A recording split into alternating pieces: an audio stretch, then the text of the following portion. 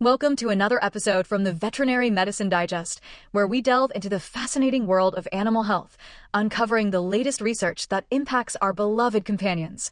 Today, we're discussing a common and often devastating condition for our canine friends, cranial cruciate ligament rupture. This isn't just a simple injury. It's a complex, multifaceted disease, and understanding its intricacies is crucial for both prevention and treatment. Imagine your dog, full of life, suddenly struggling with lameness, a painful limp that restricts their joy and activity. That's often the reality for dogs experiencing cranial cruciate ligament rupture, an ailment that mirrors a similar debilitating condition in humans, anterior cruciate ligament rupture. In both species, this rupture isn't just a temporary inconvenience. It frequently leads to early-onset osteoarthritis, a painful and progressive joint disease that can dramatically reduce an individual's quality of life. The long-term consequences are so significant that the lifetime financial burden of treating anterior cruciate ligament rupture in humans in the United States alone can range from $7.6 billion annually if surgical reconstruction is pursued, to a staggering $17.7 billion annually if treatment is limited to physical rehabilitation. For our canine companions, the American public spends over $1 billion each year on treatments for this condition. It's a considerable challenge, both medically and economically. What makes this condition so complex? It's not usually the result of a single, traumatic impact. Rather, approximately 3/4 of cases are classified as non-contact ruptures, typically occurring during everyday movements like landing or pivoting.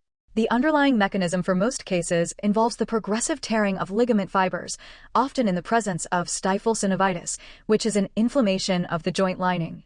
This understanding challenges the older view that it's purely a mechanical overload.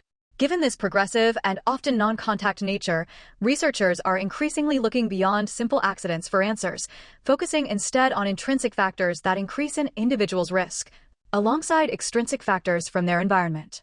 One of the most important intrinsic factors is genetic predisposition. Just like in humans, where a close family history of anterior cruciate ligament rupture can double an individual's risk, genetic influence plays a significant and deterministic role in shaping an individual's morphology and physiology. In dogs, this genetic component is particularly pronounced, with the prevalence of cranial cruciate ligament rupture being highly breed-dependent. Some breeds, like Newfoundlands, Rottweilers, and especially Labrador Retrievers, are at a significantly higher risk. For the Labrador Retriever, the prevalence is approximately 79%, a notable figure compared to the general canine population. The heritability estimates for canine cranial cruciate ligament rupture range from 0.27 to 0.89, indicating a strong genetic influence. This high prevalence in certain breeds is believed to be a consequence of intense selective breeding, which has inadvertently concentrated risk loci within these populations. This makes the dog a truly excellent model for human anterior cruciate ligament rupture. The clinical signs, the way the disease develops, and even the treatments are remarkably similar between humans and their canine counterparts. Beyond the clinical similarities, the unique genomic architecture of purebred dogs offers a distinct advantage for genetic research. Purebred dogs are essentially closed populations, descended from a small number of founder individuals. Selective breeding for visual and behavioral characteristics has also inadvertently selected for heritable diseases. This selective process has created long regions of DNA where genetic markers are inherited together, a phenomenon known as linkage disequilibrium. This extensive linkage disequilibrium greatly enhances the statistical power of genome-wide association studies, allowing researchers to identify genetic variants with fewer markers and smaller sample sizes than would be required in human populations. Discoveries made in dogs can then inform human candidate gene studies, saving significant time and research funding. With this powerful model in hand, scientists have embarked on the journey of uncovering the genetic secrets of cranial cruciate ligament rupture. A 2018 research article from the University of Wisconsin-Madison, led by Lauren Baker and Peter Muir, highlighted the use of a sophisticated approach, multivariate genome-wide association analysis. This technique simultaneously examines multiple correlated characteristics, such as the disease itself and anatomical features of the knee, which can increase statistical power to detect genetic associations, even when only one characteristic is directly linked to the trait. For this study, researchers focused on proximal tibial morphology, which is known to influence anterior cruciate ligament rupture risk in both humans and dogs. They measured the tibial plateau angle, or TPA as it's often referred to, and the relative tibial tuberosity width, or RTTW, from radiographs of purebred Labrador Retrievers. The tibial plateau angle, analogous to posterior tibial slope in humans, reflects the angle of the top surface of the tibia. A steeper angle can increase anterior tibial thrust, putting more mechanical stress on the cranial cruciate ligament. While some studies have declared an excessively steep tibial plateau angle as a risk factor, others have not been able to identify a significant effect, leading to inconsistent findings. The relative tibial tuberosity width, on the other hand, considers the width of the tibial tuberosity relative to the wider part of the proximal tibia. A narrower tibial tuberosity can also lead to greater anterior tibial thrust, placing more mechanical stress on the ligament and increasing rupture risk. This study confirmed relative tibial tuberosity width as a risk factor, finding that dogs affected with anterior cruciate ligament rupture had a significantly narrower relative tibial tuberosity width than unaffected dogs. Their multivariate analysis of cranial cruciate ligament rupture status, tibial plateau angle, and relative tibial tuberosity width revealed 3 genetic locations with moderate evidence of association that had not been previously linked to the condition. One significant finding was a locus on chromosome 1, associated with both cranial cruciate ligament rupture and relative tibial tuberosity width, located within a gene called ROR2. ROR2 is a fascinating gene, crucial for cartilage and bone development, playing a role in the early formation of chondrocyte and the development of growth plates. Aberrant signaling in ROR2 can also affect bone loss associated with conditions like rheumatoid arthritis and has a broader role in cellular proliferation and migration, processes vital for joint healing and homeostasis. This suggests that altered ROR2 signaling during development could affect the patterning and growth of long bones, increasing cranial cruciate ligament rupture risk, or later in life, impact the healing of damaged ligaments or cartilage, contributing to osteoarthritis progression after rupture. The identification of ROR2 is particularly exciting because it represents a potential drug target for medical treatment, with the search for an effective ROR2 inhibitor already underway. Another important locus was found on chromosome 4, linked to both cranial cruciate ligament rupture and tibial plateau angle, residing within a gene called DOCK2. DOCK2 is a key regulator of lymphocyte migration and has been connected to synovitis in rheumatoid arthritis in humans. In dogs, a condition called lymphoplasmacytic synovitis often precedes cranial cruciate ligament rupture, and arthritis is typically present by the time of diagnosis. The presence of lymphocytes, a type of immune cell, is correlated with degenerative joint disease, indicating that this inflammation contributes to disease progression. In fact, experimental synovitis in a rabbit model has been shown to weaken the anterior cruciate ligament. This means that irregular DOCK2 signaling could contribute to the inflammatory cascade associated with cranial cruciate ligament rupture, playing a role in both the onset and progression of the disease. Like ROR2, DOCK2 is also considered a potential drug target with existing small molecule inhibitors, such as CPYPP, that may provide a scaffold for DOCK2 targeting immunosuppressants. The third locus, identified on chromosome 23, was associated primarily with cranial cruciate ligament rupture, rather than the anatomical characteristics. This locus was near a long non-coding RNA or LNCRNA. Long non-coding RNA molecules are important for regulating gene transcription and translation, acting as master switches for gene expression. While the specific function of this particular long non-coding RNA is unknown, its proximity to the condition highlights the potential role of regulatory genetic elements in cranial cruciate ligament rupture. These findings were particularly exciting because they did not overlap with previous genome-wide association studies, emphasizing the importance of diverse research methods and the ongoing need for further work. Building on this foundational work, a 2023 study by Lee and colleagues took another innovative step, exploring the relationship between cranial cruciate ligament rupture and an unexpected factor, coat color. It may sound unusual, but epidemiological studies had previously suggested that yellow coat color was associated with an increased risk of cranial cruciate ligament rupture in Labrador Retrievers. The researchers hypothesized that risk variants might be linked to coat color either through genetic selection or through direct biological effects of coat color genes. For example, the MC1R gene, which is crucial for determining yellow coat color in Labradors, has also been shown to regulate inflammatory pathways and has been linked to osteoarthritis. This study involved a multivariate genome-wide association analysis of cranial cruciate ligament rupture status and coat color in Labrador Retrievers. The analysis confirmed several candidate genes and identified novel genetic locations. The strongest association was found in a large, 8 megabase region on chromosome 5. This extensive region contained numerous genes, including TCF25, which showed the most significant association in both statistical models used. TCF25 encodes a transcription factor important in embryonic development. Intriguingly, this gene is in significant linkage disequilibrium with the MC1R gene, the very gene that controls yellow versus chocolate or black coat color in Labrador Retrievers.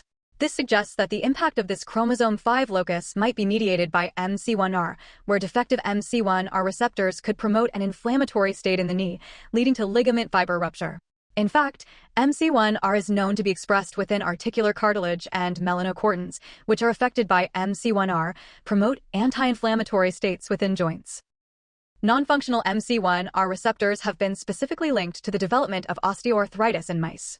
Within this same chromosome 5 region, other significant genetic associations were found near or within genes such as ACSF3, which had been previously linked to anterior cruciate ligament rupture and is differentially expressed in ligament tissue. Another gene in this region, ANKRD11, regulates cell proliferation and programmed cell death, suggesting that maladaptive responses to injury could compromise joint homeostasis. The study also validated the association of DZIP1L on chromosome 23 with cranial cruciate ligament rupture. DZIP1L encodes a protein found in the transition zone of cilia, microscopic structures on cells, including chondrocyte and fibroblasts in connective tissues. Mutations leading to ciliary dysfunction could influence how ligaments respond to mechanical stimuli and affect fibroblast homeostasis, both critical for ligament health. Notably, the study also identified significant single nucleotide polymorphisms within multiple non-coding regions or long non-coding RNA sequences. These findings highlight the potential importance of regulatory genetic elements, not just protein-coding genes, in influencing disease risk. These regulatory mechanisms, by affecting gene expression and cell signaling, could impact the extracellular matrix, ligament, and cartilage homeostasis, all integral to cranial cruciate ligament rupture pathophysiology. The functional verification of identified genes also indicated a strong association with biological processes such as extracellular matrix organization, degradation of the extracellular matrix, collagen metabolic process, skeletal system development, and elastic fiber formation. The journey of genetic discovery naturally leads to the ultimate goal, prediction. If we can understand the genetic underpinnings of cranial cruciate ligament rupture, can we predict which dogs are at highest risk, allowing for early intervention or selective breeding? This question was at the heart of a 2020 study by Baker and colleagues, focusing on genomic prediction in Labrador Retrievers. Genomic prediction aims to estimate genetic risk not by focusing solely on a few highly significant genetic markers, but by assuming that all single nucleotide polymorphisms, even those with very small effects, may be linked to causal variants and act in combination to influence disease risk. This approach acknowledges the highly polygenic nature of complex traits like cranial cruciate ligament rupture, where many thousands of small effect variants are distributed across the genome. The researchers explored various Bayesian and machine learning models, including Bayesian ridge regression, Bayesian LASSO regression, Bayes A, Bayes B, Bayes CP, weighted subspace random forest, gradient boosted trees, naive Bayes, and k-nearest neighbors. They evaluated the performance of these models using a tenfold cross-validation framework, a rigorous statistical method that repeatedly divides the dataset into training and testing sets to assess predictive accuracy. The performance was scored using the area under the receiver operating characteristic curve, or AUC, a common metric for evaluating the accuracy of classification models. A crucial aspect of their investigation was the inclusion of non-genetic risk factors, or covariates, alongside genetic data. These included known risk factors for cranial cruciate ligament rupture in dogs, weight, sex, and neuter status. Age was explicitly not included as a covariate because it was part of the criteria for selecting control dogs, which could bias predictive accuracy. The study found that including these covariates in the genomic prediction models significantly improved prediction accuracy. For example, the weighted subspace random forest model, when incorporating covariates, achieved an area under the curve of 0.792, compared to approximately 0.59 when only genetic data was used. This improvement highlights the substantial proportion of disease variants explained by environmental effects, given that the heritability of cranial cruciate ligament rupture in dogs is estimated to be between 0.3 and 0.5. In fact, when covariates were considered independently, without any single nucleotide polymorphism data, they achieved an area under the curve of 0.734, indicating their strong influence. Interestingly, the removal of highly correlated single nucleotide polymorphisms through a process called linkage disequilibrium pruning did not significantly affect overall prediction accuracy in Labrador Retrievers. although it did appear to decrease the variability of the estimate when covariates were included.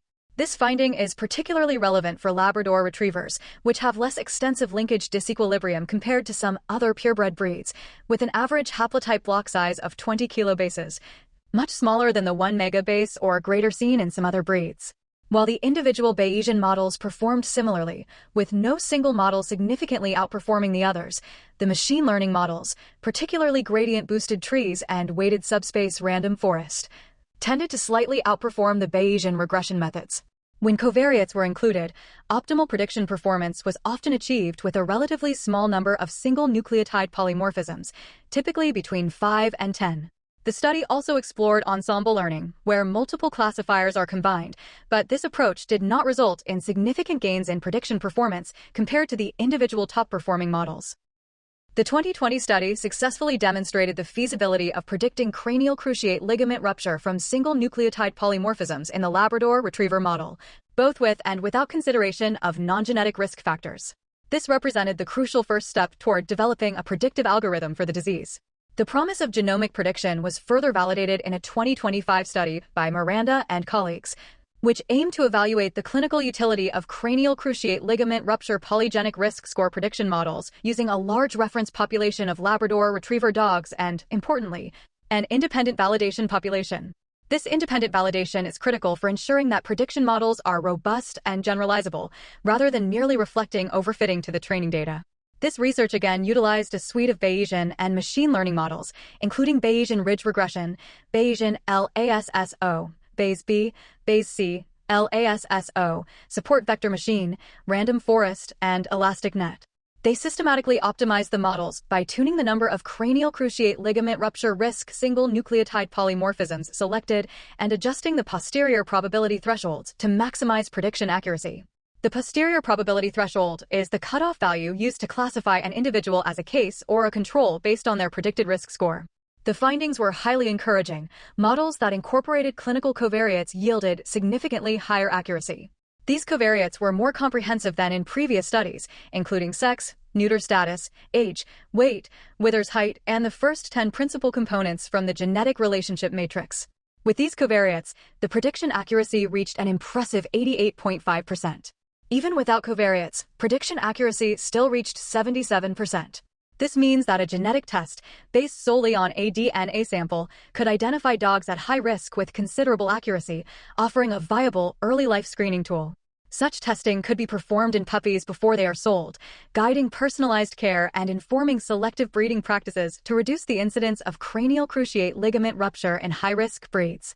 The inclusion of these readily acquired clinical covariates enhances the clinical utility of the polygenic risk score models, allowing for their seamless integration into existing veterinary workflows at minimal to no additional cost to clients. A particularly interesting aspect of the 2025 study was the investigation into using only genic single nucleotide polymorphisms for prediction, meaning only those genetic markers located within known gene regions, excluding non-coding regions. While some models, like LASSO and elastic net with covariates, showed reduced accuracy when limited to genic single nucleotide polymorphisms, others, including random forest, support vector machine, and the Bayesian models, actually showed improved accuracy. This suggests that genetic markers in non-coding regions also play a crucial role in influencing cranial cruciate ligament rupture disease risk, supporting the notion that the genetic architecture involves both coding and non-coding regulatory elements. It emphasizes that a comprehensive approach to genetic risk prediction should consider both types of variants. The study also highlighted the importance of using an external, independent validation group, as initial 10-fold cross-validation in the training population, without accounting for covariates, showed signs of overfitting and inflated accuracy. Finally, the interplay between genetics and environment was further illuminated in a 2024 study by DeForge and colleagues, which tackled the challenge of identifying environmental factors contributing to cranial cruciate ligament rupture in Labrador Retrievers. The researchers took a novel approach. Instead of simply comparing affected and unaffected dogs, they focused on discordant subjects, those dogs whose clinical phenotype did not align with their genetic risk prediction. For example, they studied dogs who developed the condition despite a low genetic risk score and those who remained unaffected despite a high genetic risk score. This method allowed for a clearer understanding of environmental influences, especially since polygenic risk score prediction models for cranial cruciate ligament rupture in Labrador Retrievers are highly accurate. meaning genetic risk plays a substantial role. The study investigated various environmental factors, including neuter status, age of neutering, wither's height, weight, body mass index, and athletic activity. The most significant finding was that neutering before 12 months of age was a significant risk factor for cranial cruciate ligament rupture development in Labrador Retrievers. Dogs neutered before 12 months of age had an odds ratio of 11.38, indicating a substantially increased risk. However, overall neuter status and neutering before 6 months of age specifically were not significant factors. This aligns with other research suggesting that the timing of neutering, rather than just the act itself, can be more impactful in certain breeds. The pathophysiology behind this link is not fully understood, but sex hormones are known to influence anterior cruciate ligament rupture risk in humans. Interestingly, in this particular study focusing on discordant cases, sex, overall neuter status, body mass index, and athletic activity were not found to be significantly associated with cranial cruciate ligament rupture risk. This finding contrasts with some earlier studies that had implicated weight or body mass index, but those studies often involved mixed breed populations, where breed-specific morphological differences could confound results. Similarly, the impact of sex on disease risk is often breed-dependent, explaining the varied findings across different studies. The owner-reported nature of athletic activity data was noted as a limitation, as specific activities and intensity were not recorded. The study concluded that the primary factor influencing cranial cruciate ligament rupture development in Labrador Retrievers is polygenic intrinsic genetic risk, with age of neutering as a significant environmental modifier.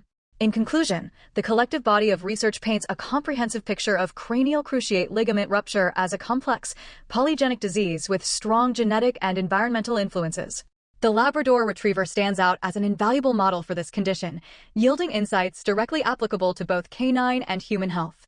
Through advanced genetic analyses, including multivariate genome-wide association studies, specific genes like ROR2 and DOCK2, as well as crucial non-coding RNA sequences, have been identified as contributors to disease risk and pathogenesis. The exploration of novel factors, such as coat color and its genetic link to inflammation via MC1R, continues to broaden our understanding of the disease's intricate pathways. Crucially, genomic prediction models now offer a powerful tool capable of predicting cranial cruciate ligament rupture risk in Labrador Retrievers with high accuracy. By combining genetic markers or single nucleotide polymorphisms with readily obtainable clinical covariates like sex, neuter status, age, weight, and wither's height, these models can achieve predictive accuracies up to 88.5%. Even with genetic information alone, accuracy can reach 77%. This remarkable predictive capability means that veterinarians and breeders can use simple DNA samples to identify high-risk individuals early in life, long before clinical signs appear. This enables personalized care strategies, such as counseling owners on modifying environmental risk factors, most notably the impact of neutering before 12 months of age, which has been identified as a significant factor influencing disease risk. It also opens doors for selective breeding programs to reduce the incidence of this debilitating disease in future generations. While challenges remain, such as expanding sample sizes, accounting for genetic heterogeneity across different breeds, and further elucidating the precise functions of identified genetic variants, the progress in predicting cranial cruciate ligament rupture risk is undeniable. This research not only promises to significantly improve the health and well-being of dogs, but also offers a translational pathway for advancements in human orthopedic medicine. Thank you for listening. The titles for the referenced papers are in the video description. From Vet Med Digest, where we keep minds inspired, hearts light, and tails wagging.